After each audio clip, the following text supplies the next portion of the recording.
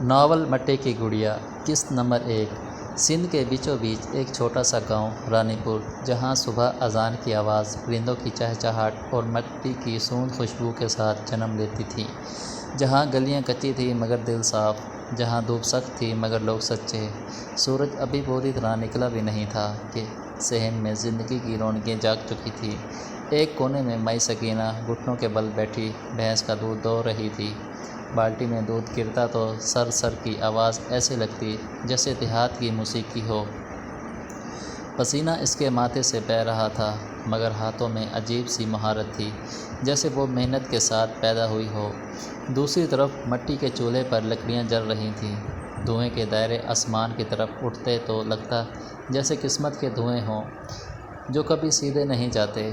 وہاں رشیدہ 24 سالہ بڑی بہن چولہے کے سامنے بیٹھی پھونکنی چلا رہی تھی۔ آنکھیں دھوئیں سے لال مگر لہجہ ہمیشہ تیز، اور پاس ہی شمیلہ 21 سالہ لسی کا مٹکا رڑک رہی تھی۔ گھمر گھمر کی آواز پورے صحن میں گونج رہی تھی۔ یہ گھر غربت میں ڈوبا تھا مگر پھر بھی ہنسی کا چراغ جلتا تھا۔ لیکن یہ چراغ کب تک جلتا؟ اور پھر وہ آئی، کمرے کا پرانا لکڑی والا دروازہ چرچراتا ہوا کھلا، اور جیسے صحن میں روشنی اتر آئی۔ وہ تھی صاحبہ، 16 سال کی، مگر حسن ایسا جیسے گاؤں کی ہر دعا اس کے چہرے پر لکھ دی گئی ہو۔ قد لمبا، بدن دبلا پتلا مگر لچکدار، رنگت ایسی جیسے بھینس کے دودھ میں چاندنی گھول دی گئی ہو۔ آنکھیں بڑی بڑی، گہری جھیل جیسی، جن میں معصومیت بھی تھی اور شرارت بھی۔ ہونٹ گلابی، اور ہنستی تو گالوں میں گہرے ڈمپل ایسے بنتے جیسے کسی نے دل پر نشان لگا دیا ہو۔ اس کے گھٹنوں تک آتے کالے بالوں میں لال پراندہ بندھا تھا، چوڑیاں رنگ برنگی جیسے اس کے ہاتھوں میں بہار قید ہو، اور پائل تو جیسے گاؤں کے راستے پہچان لیتے تھے کہ صاحبہ آ رہی ہے۔ وہ لاڈلی بھی تھی اور زندگی سے لڑنے والی بھی۔ صاحبہ سیدھی مائی سکینہ کے پاس آئی اور پیچھے سے باہیں ڈال کر چہک اٹھی۔ امی سائیں، سنو نا، اس بار وڈیرے کی حویلی سے جو کپڑے آئیں گے نا، سب سے اچھے کپڑے میں رکھوں گی۔ رشیدہ نے گردن موڑ کر ایسے دیکھا جیسے ابھی چولہے سے اٹھ کر اس کی چوڑیاں توڑ دے گی۔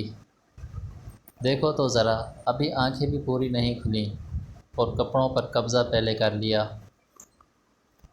شمیلہ ہنس دی۔ مائی سکینہ نے پیار سے صاحبہ کے سر پر ہلکی سی چپت لگائی۔ جا ہٹ نٹ، بھینس ڈر جائے گی۔ پہلے اسکول کی تیاری کر۔ صحن میں کہہ کے بکھر گئے، لیکن یہ خوشی صرف چند لمحوں کی تھی، کیونکہ خوشیوں پر سب سے پہلا حق قسمت کا ہوتا ہے۔ اچانک ٹھا، کمرے کا دروازہ ایسے کھلا جیسے کسی نے آندھی چھوڑ دی ہو۔ صحن کی ہنسی ایک دم مر گئی۔ وہ تھا بخشو، 50 سال کا، مگر شکل ایسی جیسے زندگی نے اسے پہلے ہی قبر میں اتار دیا ہو۔ بال بکھرے، کپڑے میلے، آنکھیں لال، اور جسم سے شراب اور جوئے کی بدبو ایسی جیسے گندگی بول رہی ہو۔ وہ سیدھا مائی سکینہ پر جھپٹا اور اس کا بازو مروڑتے ہوئے چیخا، پیسے کہاں ہیں، نکال، جو مائی نے تجھے کل ایڈوانس دیا تھا، جلدی کر ورنہ ہڈیاں توڑ دوں گا تیری۔ مائی سکینہ درد سے کرار اٹھی۔ بخشو، خدا کا خوف کر، بلال وڈیرے کی زمینوں پر رات دن ایک کر کے جو کماتا ہے، وہ تو پہلے ہی جوئے میں ہار آیا ہے۔ بچیوں کی شادی کرنی ہے مجھے، کچھ تو شرم کر۔ لیکن بخشو کے اندر انسان تھا ہی نہیں، وہ تو بس ایک نشہ تھا جو گھر میں زہر بن کر پھیل چکا تھا۔ صاحبہ کا دل دھک سے رہ گیا۔ اس کا اچھے اخلاق اور نرم دل والا وجود اپنے باپ کی اس حالت پر کڑھتا تھا، لیکن وہ بے بس تھی۔ اس کی چوڑیاں کانپنے لگیں۔ اس نے صاحبہ کی طرف اشارہ کیا اور دانت پیستے ہوئے بولا، پیسے نکال ورنہ آج یہ لاڈلی اسکول نہیں جائے گی، بیچ دوں گا اس کی کتابیں۔ یہ جملہ صاحبہ کے دل میں تیر بن کر لگا۔ اسکول، اس کی دنیا، اس کی امید، اس کی سانس، سب۔ صاحبہ کے ہاتھ کانپنے لگے۔ اس نے جلدی سے جیب میں ہاتھ ڈالا۔ چند مڑے توڑے نوٹ جو اس نے نئی کاپی کے لیے بچائے تھے، وہ لرزتے ہونٹوں کے ساتھ آگے بڑھی۔ یہ لیں ابا سائیں، پلیز امی کو مت ماریں۔ اس کی آنکھیں نم تھیں، ڈمپل غم میں چھپ گئے تھے۔ بخشو نے پیسے جھپٹے، گنے اور نفرت سے تھوک اڑاتا ہوا باہر نکل گیا۔ گھر میں جیسے ہوا ہوا رک گئی۔ مائی سکینہ نے صاحبہ کو سینے سے لگا کر رو دیا۔ مائی سکینہ کے گلے لگنے کے باوجود صاحبہ کے دل میں اٹھنے والا طوفان تھم نہ سکا۔ وہ خاموشی سے کمرے میں گئی، پرانا سا بستہ اٹھایا، کتابوں پر ہاتھ پھیرا اور ایک گہرا سانس لیا۔ ایک دن اس نے دل میں کہا، ایک دن میں بہت پڑھوں گی، اتنا پڑھوں گی کہ امی کو کبھی کسی کے سامنے ہاتھ نہ پھیلانا پڑے۔ اس کی آنکھوں میں خواب تھے، بہت بڑے خواب، مگر قسمت اکثر غریب لوگوں کے خوابوں سے کھیلنا پسند کرتی ہے۔ اسکول جہاں صاحبہ زندہ ہوتی تھی، تھوڑی دیر بعد صاحبہ اپنی نیلی قمیض، سفید شلوار اور سفید دوپٹہ اوڑھ کر اسکول کے لیے نکلی۔ اس کے چہرے پر اداسی تھی، مگر وہ اسے چھپانے میں ماہر تھی۔ گاؤں کی گلی میں اس کی دو سہیلیاں پہلے سے کھڑی تھیں، سسی، موٹی سی باتونی ہنس مکھ، اور سورٹ، کم بولنے والی مگر دل کی سچی۔ سسی نے شرارت سے کہا، ہائے اللہ، آج ہماری حور نے دیر کر دی۔ صاحبہ نے مسکرا کر بس اتنا کہا، یار گھر میں ابا نے تھوڑا تماشا کیا تھا۔ سورٹ نے دوپٹہ جھلتے ہوئے کہا، چھوڑو، گرمی دیکھو، اسکول پہنچتے پہنچتے ہم پگھل جائیں گی۔ تینوں ہنستے بولتے آگے بڑھیں۔ راستے میں وڈیرے کے بیٹے کی شادی کے چرچے، ماسٹر جی کی نقلیں اور گاؤں کے چھوٹے چھوٹے قصے۔ صاحبہ کی ہنسی واپس آ گئی اور گلیاں پھر سے روشن ہو گئیں، کیونکہ وہ لڑکی غموں میں بھی مسکرانا جانتی تھی۔ اور پھر وہ باغ۔ دوپہر کی چھٹی ہوئی تو سورج آگ برس رہا تھا، سڑک جیسے تو توا بن چکی تھی۔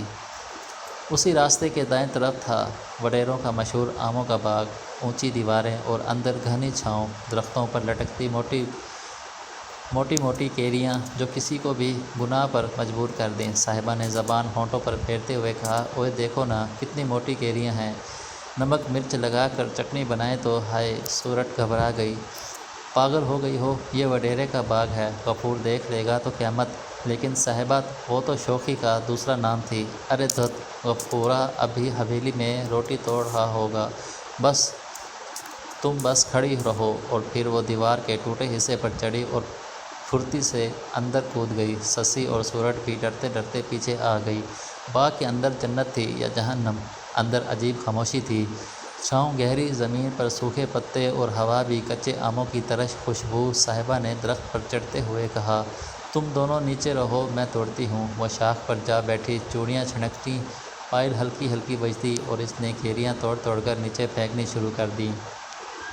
کتنی پیاری ہیں! سسی اور سورٹ دوپٹے میں کیریاں سمیٹ رہی تھیں اور صاحبہ ایک اور گہری توڑنے کے لیے ہاتھ بڑھا رہی تھی کہ اچانک قدموں کی آواز، خر خر، سوکھے پتوں پر کسی کے بھاری قدموں کی آواز، ایسی آواز جیسے کوئی شکار کی طرف آ رہا ہو۔ سورٹ کی سانس رک گئی، بھاگو، کوئی آ گیا۔ سسی اور سورٹ نے ایک دوسرے کی طرف دیکھا اور پھر وہ بھاگیں، بغیر صاحبہ کا انتظار کیے، بغیر کچھ سوچے، اور دیوار پھلانگ کر غائب ہو گئیں۔ صاحبہ نے گھبرا کر نیچے دیکھا، سسی، سورٹ، رکو، مجھے اتارو، لیکن جواب میں صرف خاموشی تھی۔ اس کا دوپٹہ شاخ میں الجھ گیا اور جھٹکا مارا، اور جیسے ہی نیچے اتری، ایک ہاتھ جو چیخ بھی نہ نکلنے دے، اچانک پیچھے سے کسی کا مضبوط ہاتھ اس کے ہونٹوں پر آ لگا۔ صاحبہ کی چیخ حلق میں ہی مر گئی، اس کے جسم میں سنسنی دوڑ گئی۔ وہ مڑی، مگر اندھیرا تھا۔ دوسرا ہاتھ اس کی کمر کے گرد لوہے کی شکنجے کی طرح بند ہو گیا اور وہ اسے گھسیٹتا ہوا باغ کے اندر اس جگہ لے جانے لگا جہاں روشنی نہیں پہنچتی تھی۔ صاحبہ کی آنکھیں پھیل گئی، دل جیسے پسلیاں توڑ کر باہر آنا چاہتا تھا۔ وہ تڑپی، مگر گرفت سخت تھی، اور اس شخص کے کپڑوں سے مہنگی سحر انگیز خوشبو آ رہی تھی۔ یہ خوشبو گاؤں کے کسی عام آدمی کی نہیں ہو سکتی تھی۔ پھر وہ وجود اس کے کان کے قریب جھٹکا، اس کے گرم سانس صاحبہ کے کان کی لوہے سے ٹکرائے اور ایک گرجدار سرگوشی ابھری۔ وڈیرے کے باغ میں چوری کر رہی تھی، جانتی ہو اس کا انجام کیا ہوتا ہے؟ صاحبہ کی رگوں میں خون جم گیا۔ وہ شخص پھر دھیرے سے بولا، اب دیکھنا میں تجھے کیا سزا دیتا ہوں۔ صاحبہ کی کلائیوں پر دباؤ بڑھا اور اس کی رنگ برنگی چوڑیاں چھن کڑک اور ایک ایک کر کے ٹوٹنے لگی۔ صاحبہ کی آنکھوں میں آنسو بھر گئے، جسم کپ کپانے لگا۔ یہ آواز، یہ رعب دار لہجہ، یہ تو ایک یہ تو آواز تو کسی جانی پہچانی تھی۔ صاحبہ نے کانپتے ہوئے آخری کوشش کی، مڑ کر دیکھے مگر اندھیرا گہرا تھا، چہرہ نظر نہ آیا، بس ایک احساس، ایک خوف اور ایک عجیب سی شناسائی، اور پھر اگلے ہی لمحے